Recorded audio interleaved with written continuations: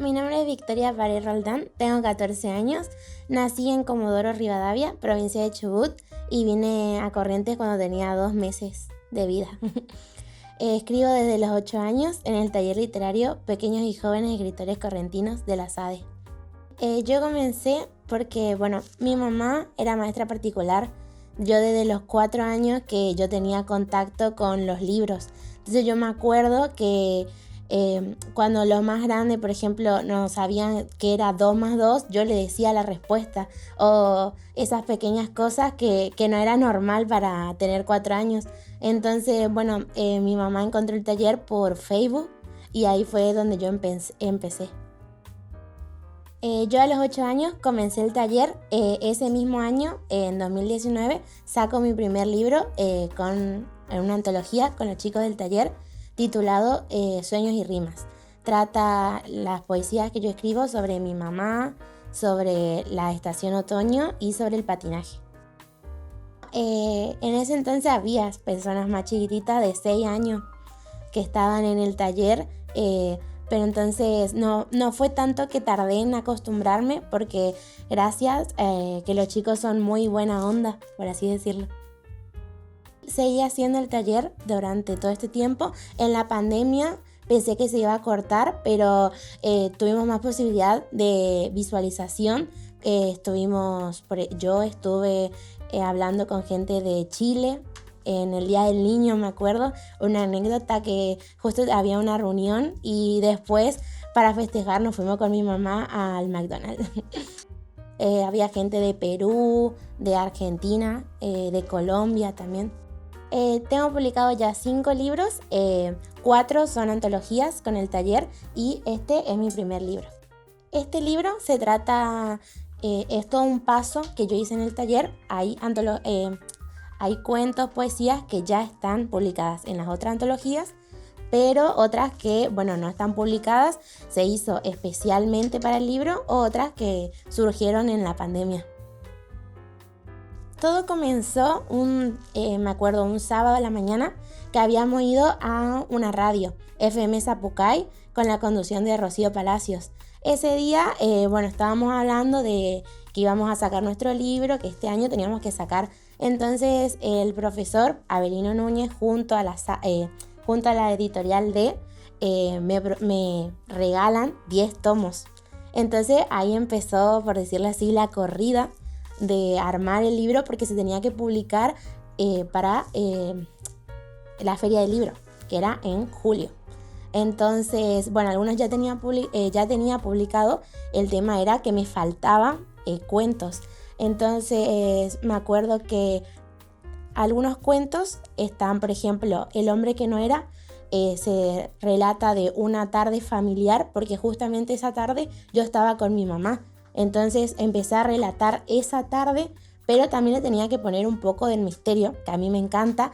Entonces de la nada empezó la lluvia y una chica muy curiosa, que lo puedo decir que soy yo, ve al hombre lobo, el famoso lobizón, que todo comienza porque es una persona muy curiosa. O también otra poesía que me encanta, que es Comenzar de nuevo, que también relata un poco sobre todo. Creo que Comenzar de nuevo en cualquier punto es como que toca a cualquier persona que lo ve, que lo escucha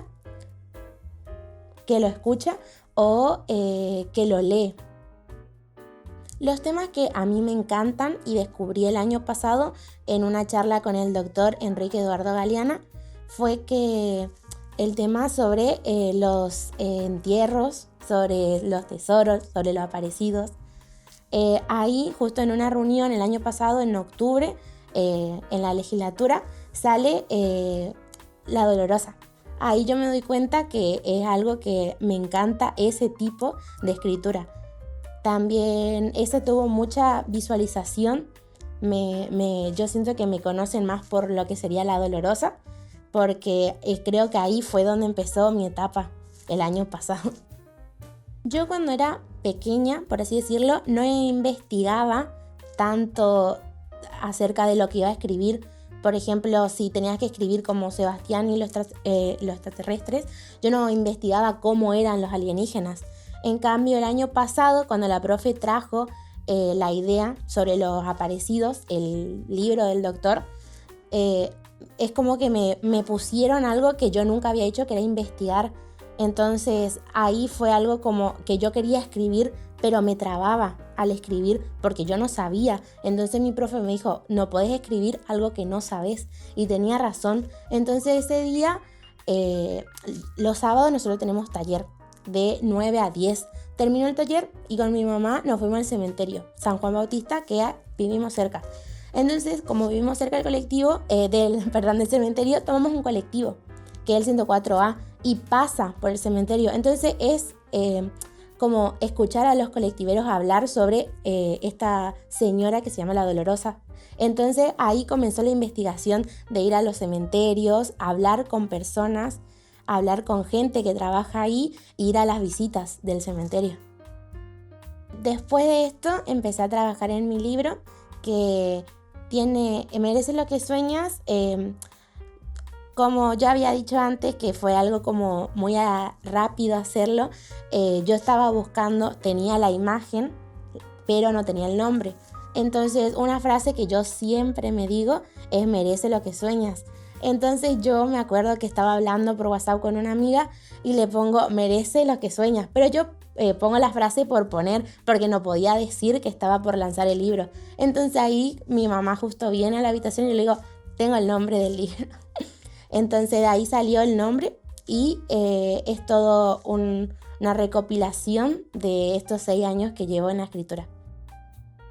Les voy a leer Los dientes de oro, que está en mi libro, en la página 38. A fines de noviembre de 1870, las noticias que llegaban desde la República del Paraguay se tornaban cada vez más alarmantes. La fiebre amarilla, originaria de México y traída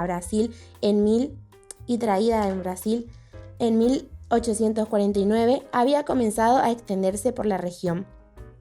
Desde esa fecha, el carácter epidémico de la enfermedad fue creciendo y finalmente alcanzó el Paraguay. La epidemia llegó a la Argentina a través de un medio de transporte muy conocido por aquel entonces, el vapor Guaraní, que unía Asunción con Buenos Aires y cuya tripulación desembarcó en el puerto de Corrientes, el primero en recibirlos. Los primeros casos sospechosos en la tripulación causaron una gran preocupación. El gobierno nacional envió médicos rápidamente, quienes solicitaron la cuarentena del barco. Al comenzar enero, el Guaraní terminó su aislamiento y siguió su rumbo hacia Buenos Aires, donde la tripulación pudo descender sin mayor inconvenientes.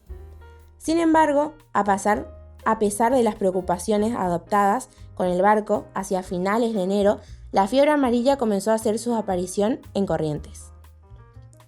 Lucía y Baltasar formaban un matrimonio común. Lucía había llegado de Empedrados para estudiar enfermería, mientras que Baltasar trabajaba como sepulturero, un oficio heredado de su padre y su abuelo.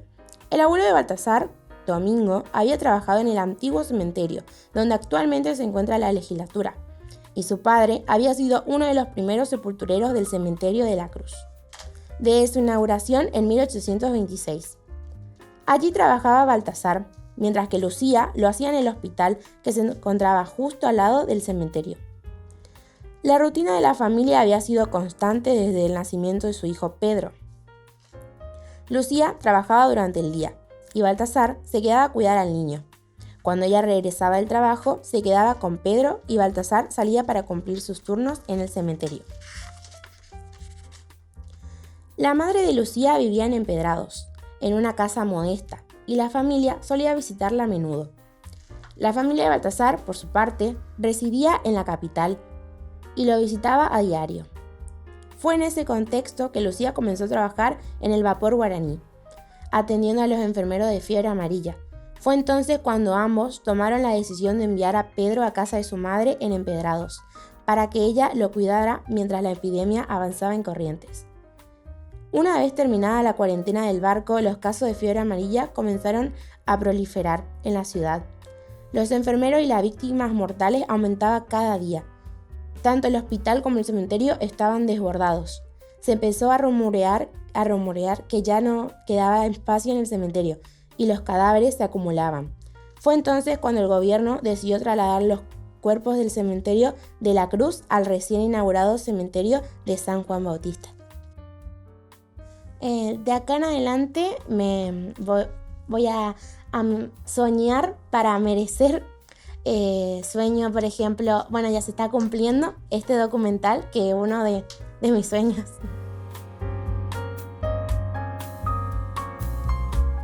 Victoria Taret.